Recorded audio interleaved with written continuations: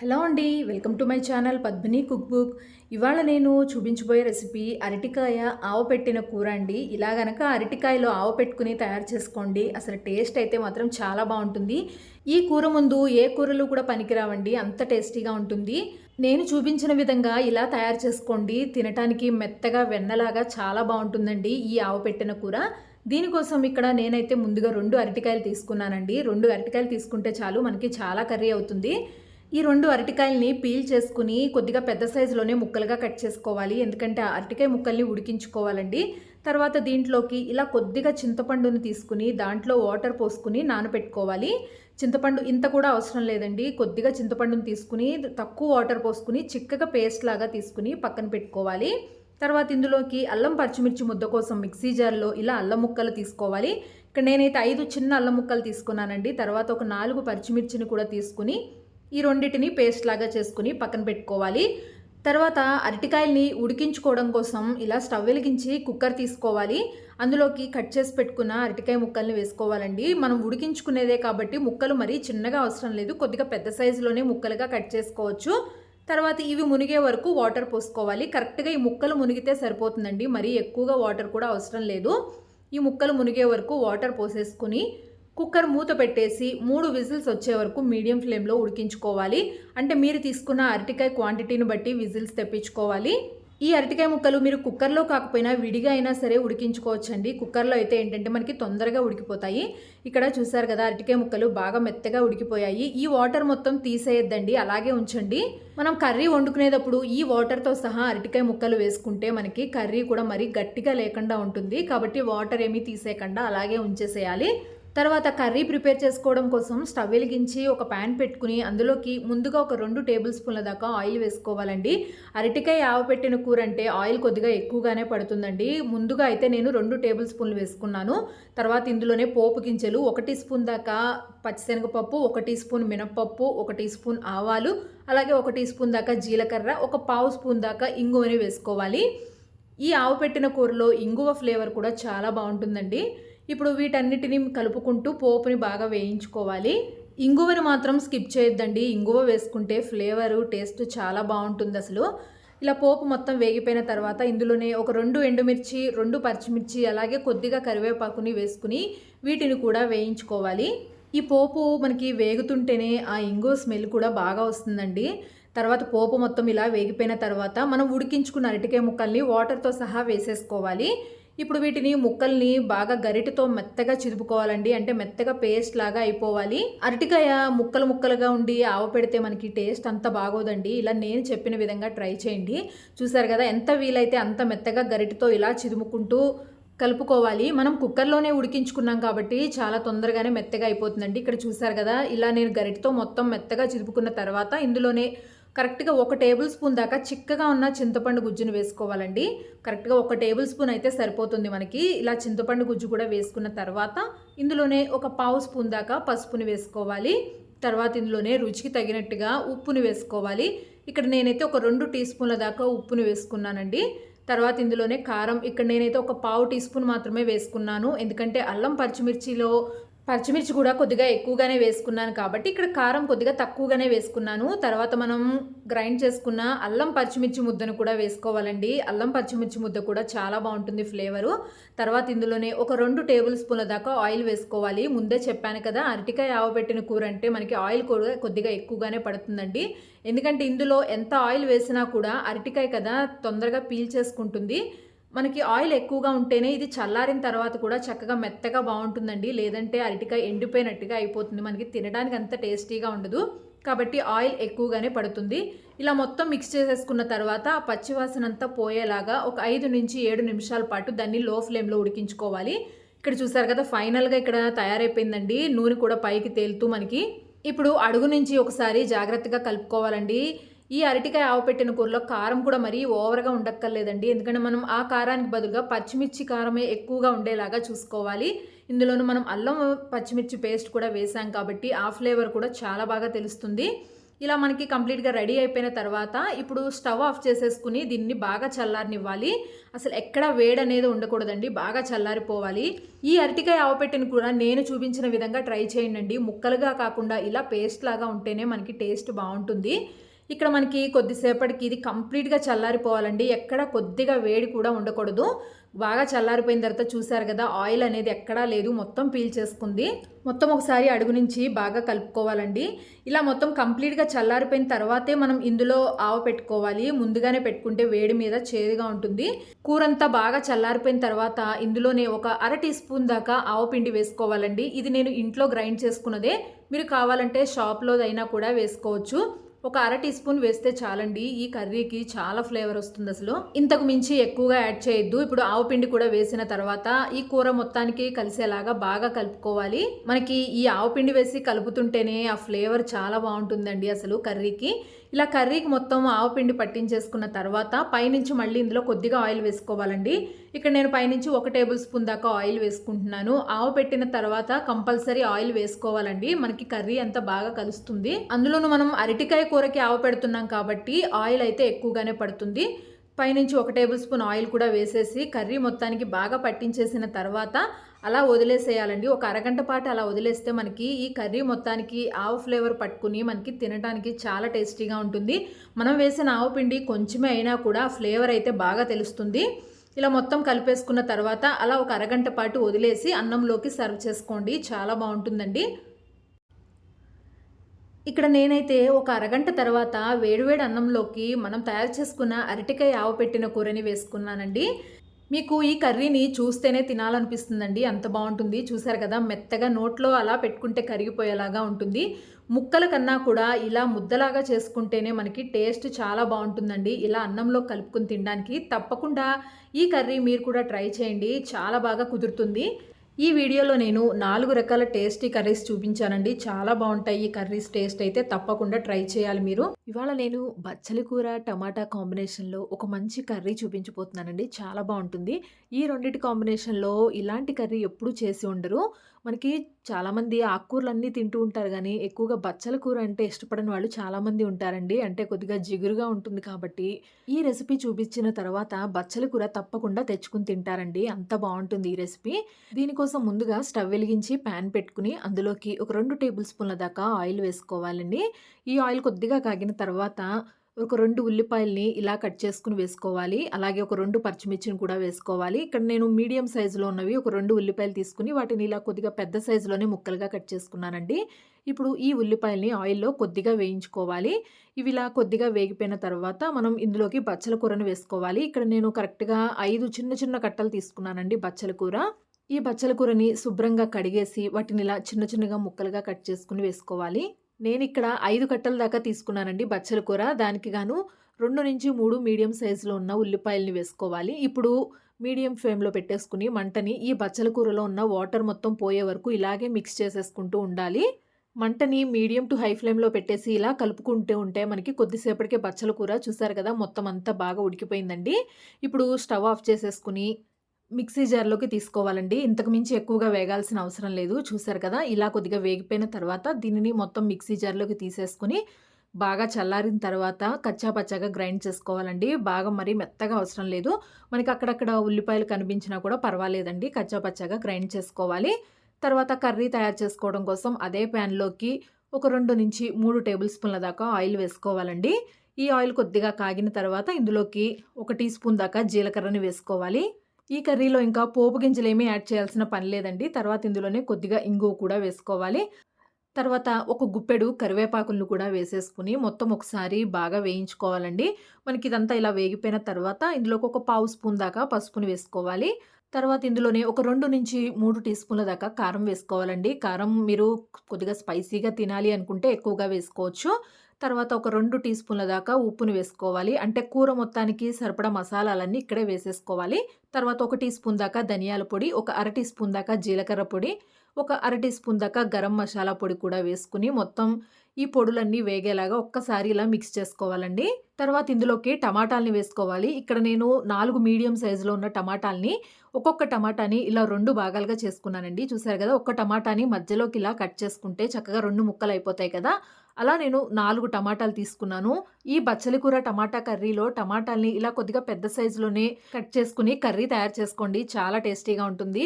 అలాగే టేస్ట్ కూడా చాలా డిఫరెంట్‌గా ఉంటుందండి. ఇప్పుడు ఈ టమాటాలు అన్నీ ఇలా వేసేసిన తర్వాత ఒక్క నిమిషం ఈ టమాటాల్ని కూడా మసాలా అంతా పట్టుకునేలాగా బాగా మిక్స్ చేసేసుకోవాలి. తర్వాత మనం ముందుగా గ్రైండ్ చేసి పెట్టుకున్న బచ్చలి కూర పేస్ట్‌ని వేసుకోవాలి. చూసారు కదా! బాగా మెత్తగా అవసరం లేదండి. కచ్చా పచ్చాగా మనకి అక్కడక్కడ ఉల్లిపాయలు కనిపించినా కూడా టేస్ట్ చాలా బావుంటుంది. బచ్చలి కూర కూడా వేసేసుకున్న తర్వాత మొత్తం ఒకసారి బాగా మిక్స్ చేసుకోవాలి. ఈ బచ్చలి కూర జిగురుగా ఉంటుందని చాలామంది ఇష్టపడరండి. కానీ ఒకసారి బచ్చలి కూర టమాటా కర్రీని ఇలా ట్రై చేయండి. ఇంకెప్పుడు కూడా వదిలిపెట్టరు. అంత బావుంటుంది టేస్ట్ అనేది.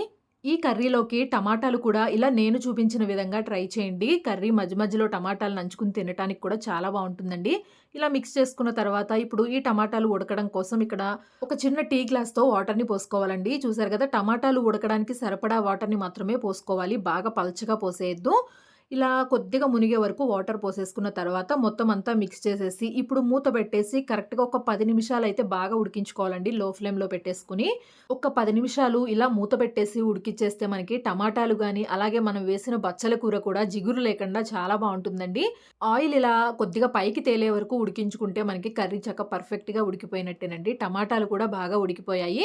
అలాగే బచ్చలి కూర కూడా చూసారు కదా! ఎంత బాగా ఉడికిపోయిందో. ఇప్పుడు ఇంకొద్దిగా దగ్గర పడే వరకు ఉడికించుకుంటే మనకి కర్రీ పర్ఫెక్ట్‌గా రెడీ అయిపోయినట్టేనండి. ఇక్కడ టమాటాలు కూడా అన్నీ బాగా ఉడికిపోయాయి.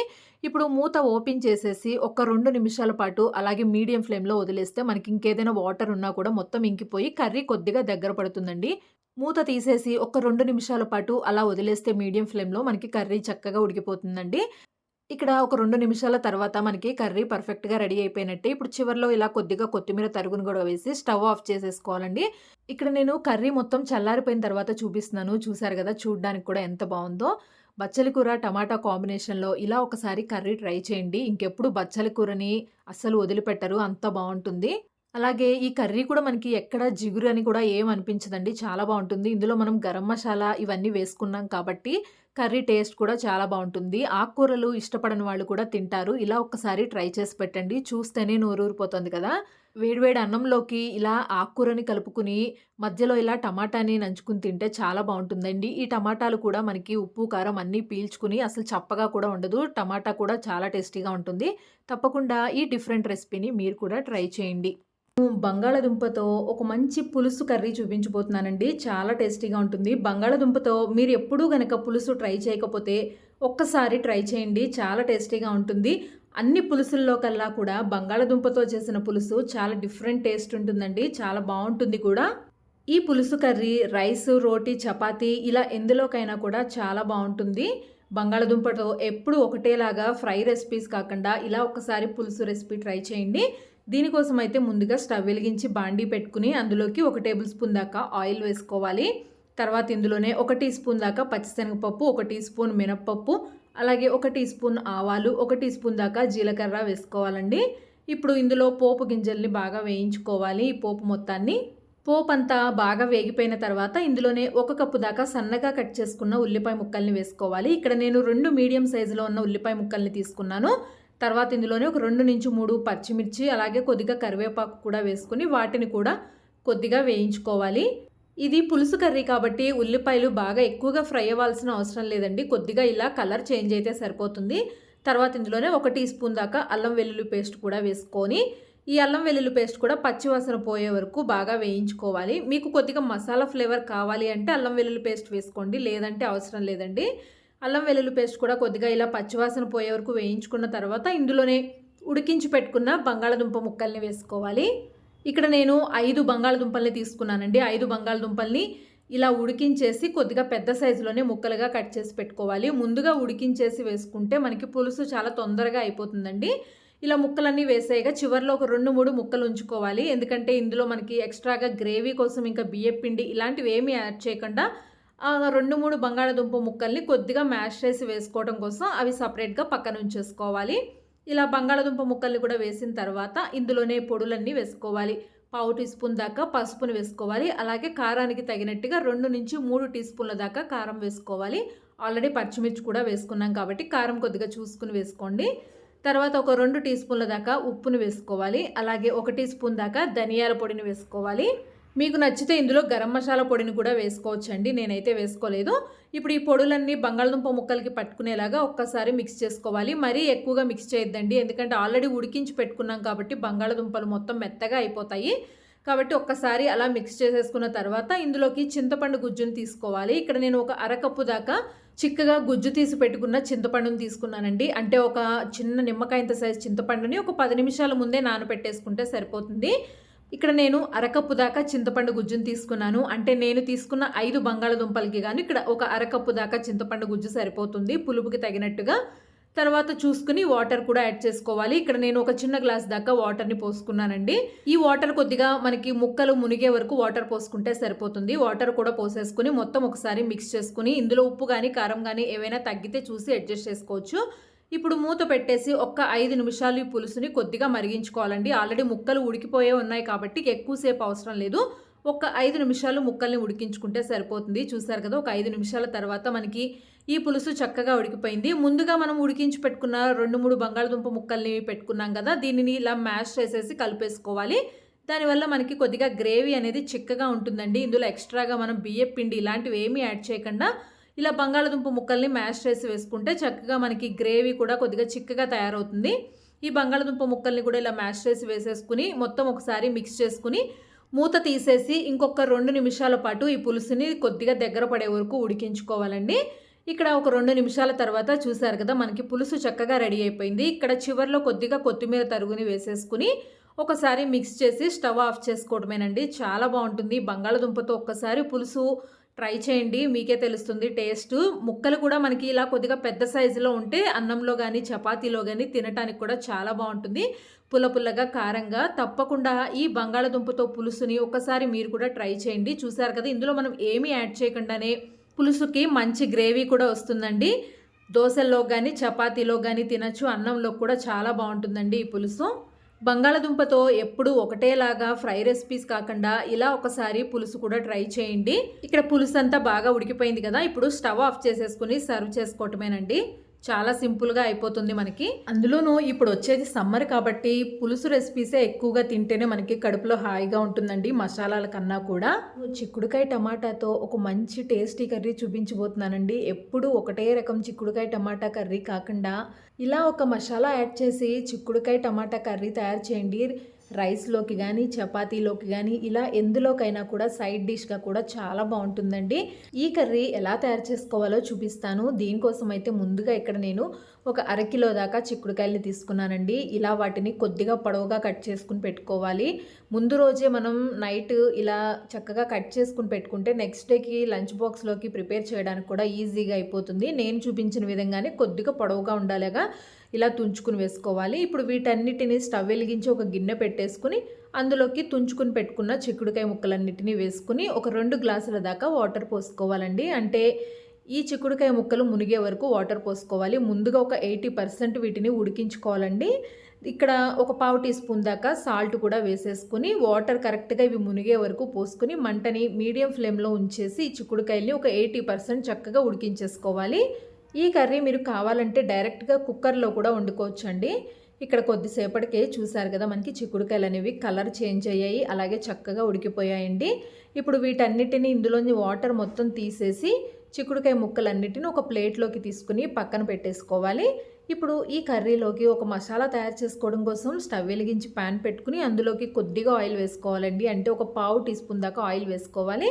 తర్వాత ఒక 2 టీ స్పూన్ల దాకా పల్లీలు వేసుకోవాలి. తర్వాత 1 టీ స్పూన్ దాకా శనగపప్పు, అలాగే 1 టీ స్పూన్ దాకా ధనియాలు వేసుకోవాలి. తర్వాత ఒక 3 లవంగాలు వేసుకోవాలి. అలాగే ఒక చిన్న ముక్క దాల్చిన చెక్కను వేసుకోవాలండి, చాలా చిన్నదే.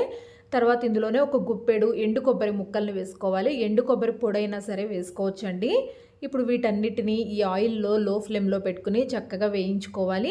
ఇక్కడ నేను తీసుకున్న కర్రీకి సరిపడా మాత్రమే ఈ మసాలాని తయారు చేసుకుంటున్నానండి. ఇవి ఇలా కొద్దిగా వేగిపోయిన తర్వాత చివర్లో ఇలా ఒక 3 చిన్న చిన్న ముక్కలు చింతపండును కూడా తీసుకుంటే మనకి ఇది చక్కగా రెసిపీ అనేది పుల్ల పుల్లగా బాగుంటుందండి తినటానికి కూడా. చింతపండు ముక్కలు కూడా వేసుకుని కొద్దిగా వేయించుకోవాలి. ఇప్పుడు వీటన్నిటిని ఒక మిక్సీ జార్లోకి తీసేసుకోవాలండి ఇవన్నీ వేగిపోయిన తర్వాత. ఇప్పుడు ఇందులోనే కొద్దిగా వాటర్ వేసుకుని బాగా చల్లారిన తర్వాత మెత్తగా పేస్ట్ లాగా గ్రైండ్ చేసుకుని పెట్టుకోవాలి.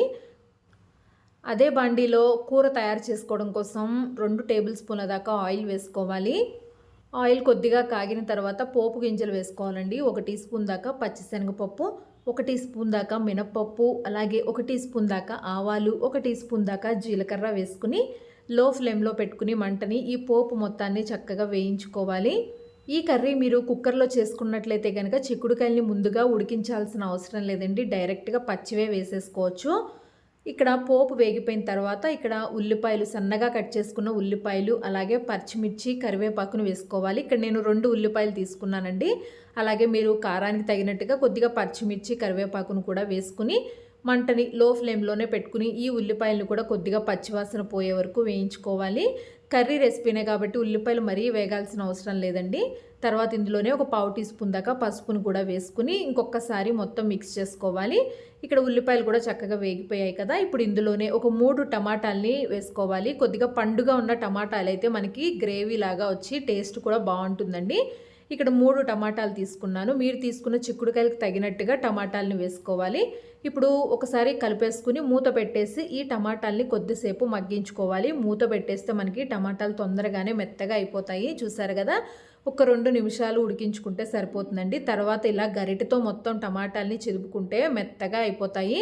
ఇలా గరిటెతో ముక్కల్ని మొత్తం మ్యాష్ చేసుకున్న తర్వాత రుచికి తగినట్టుగా ఉప్పు, కారం వేసుకోవాలి. అలాగే మనం ముందుగా గ్రైండ్ చేసి పెట్టుకున్న మసాలా పేస్ట్ని కూడా వేసేసుకుని కలుపుకోవాలండి. ఇక్కడ నేను అవి వేసిన వీడియో క్లిప్ మిస్ అయింది, అందుకని చూపించలేకపోతున్నానండి. కారం, ఉప్పు అన్ని మసాలాల్ని వేసేసుకుని మనం ముందుగా గ్రైండ్ చేసి పెట్టుకున్న మసాలా పేస్ట్ని కూడా వేసేసుకోవాలండి. మసాలా పేస్ట్ వేసుకుని మొత్తం కలిసేలాగా కలుపుకున్న తర్వాత ఇంకొక 2 నిమిషాలు ఈ పచ్చివాసన పోయే వరకు ఒక 2 నిమిషాలు వేయించుకోవాలండి. ఇక్కడ 2 నిమిషాల తర్వాత మనం ముందుగా ఉడికించి పెట్టుకున్న చిక్కుడుకాయ ముక్కలన్నిటినీ వేసేసుకోవాలి. ఇప్పుడు ఈ ముక్కలకి మొత్తం మసాలా పేస్ట్ పట్టుకునేలాగా ఒక్కసారి బాగా కలుపుకోవాలండి అడుగు నుంచి. మళ్ళీ చెప్తున్నానండి, ఒక్కసారి టమాటాలు మ్యాష్ చేసుకున్న తర్వాత రుచికి తగినట్టుగా ఉప్పు, కారం వేసుకోవాలి. ఇంకా ధనియాల పొడి ఇవేమి వేయాల్సిన అవసరం లేదు. ఉప్పు, కారం వేసేసుకుని గ్రైండ్ చేసి పెట్టుకున్న మసాలా పేస్ట్ వేసుకుని కొద్దిసేపు ఉడికించుకున్న తర్వాత మనం చిక్కుడుకాయ ముక్కల్ని కూడా వేసుకుని కలుపుకోవాలి. తర్వాత ఇందులోనే ఒక 2 గ్లాసుల దాకా వాటర్ని వేసుకోవాలండి. కర్రీ చిక్కదనాన్ని బట్టి మీరు కర్రీ కొద్దిగా గ్రేవీగా తినాలి అనుకుంటే వాటర్ ఎక్కువగా వేసుకోవచ్చు. ఇక్కడ నేనైతే ఒక 2 గ్లాసుల దాకా వాటర్ వేసుకున్నానండి. ముందుగా మనం గ్రైండ్ చేసి పెట్టుకున్న మిక్సీ జార్లోనే కొద్దిగా వాటర్ పోసి తిప్పేసి వేసుకున్నాను. తర్వాత ఇంకొక గ్లాస్ దాకా వాటర్ని పోసుకున్నానండి. ఎందుకంటే ఇందులో మనం పల్లీలు కూడా వేసాం కాబట్టి మనకి ఇది ఉడికే వరకు కొద్దిగా చిక్కబడుతుందండి. అందుకని వాటర్ ముందుగా కొద్దిగా ఎక్కువగానే వేసుకొని ఒక 5 నిమిషాల పాటు బాగా ఉడికించుకోవాలి. చూసారు కదా, 5 నిమిషాల తర్వాత మనకి కర్రీ చక్కగా ఉడికిపోయిందండి. ఇందులో మనం ఆల్రెడీ చిక్కుడుకాయలు కూడా అన్ని ముందుగా ఉడికించే పెట్టుకున్నాం కాబట్టి మసాలా పేస్ట్ వేసి వాటర్ కూడా పోసుకున్న తర్వాత 5 నిమిషాలు ఉడికిస్తే సరిపోతుందండి. ఇప్పుడు చివర్లో కొద్దిగా కొత్తిమీర తరుగును కూడా వేసుకుని ఒకసారి కలుపుకుని స్టవ్ ఆఫ్ చేసుకోవటమే. ఈ కర్రీ ఎప్పుడూ చేసుకునే చిక్కుడుకాయ టమాటా కర్రీ లాగా కాదండి, చాలా బాగుంటుంది టేస్ట్ అయితే. మనం వేసిన పల్లీలు కానీ, లవంగాలు, దాల్చిన చెక్క వీటి ఫ్లేవర్ అంతా మనకి మరీ ఎక్కువగా మసాలా లాగా కూడా ఉండదండి. చక్కగా మైల్డ్గా ఉంటుంది. ఫ్లేవర్ కూడా చాలా బాగుంటుంది. తప్పకుండా ఒకసారి ఈ విధంగా మీరు కూడా ట్రై చేయండి. రోటీలోకి, చపాతీలోకి కూడా నంచుకోవడానికి బాగుంటుంది. అలాగే అన్నంలోకి కూడా బాగుంటుందండి. చల్లారిన తర్వాత కూడా మనకి కర్రీ గట్టిపడటం కానీ ఇలా ఏముండదు. చూసారు కదా, గ్రేవీ కూడా ఎంత బాగా వచ్చిందో. అలాగే టేస్ట్ కూడా బాగుంటుంది. ఇంకా మీకు ఇందులో ఎక్స్ట్రాగా కావాలి అంటే అల్లం వెల్లుల్లి పేస్ట్ కానీ, గరం మసాలాలు ఇలాంటివి కూడా యాడ్ చేసుకుని కూడా తయారు చేసుకోవచ్చండి. నేనైతే ఇవేమీ వేసుకోలేదు. లవంగాలు, దాల్చిన చెక్క అవి వేసాం కాబట్టి ఆ ఫ్లేవరే కరెక్ట్గా సరిపోతుందండి. ఎప్పుడు రొటీన్గా ఒకటేలాగా కాకుండా ఇలా ఒకసారి కర్రీని తయారు చేయండి. ఎలా వచ్చిందో కూడా నాకు కమెంట్ చేసి చెప్పండి. ఈ వీడియో నచ్చిందని అనుకుంటున్నాను. నచ్చితే ఒక లైక్ చేయండి. అలాగే నా ఛానల్ని తప్పకుండా సబ్స్క్రైబ్ చేసుకోండి.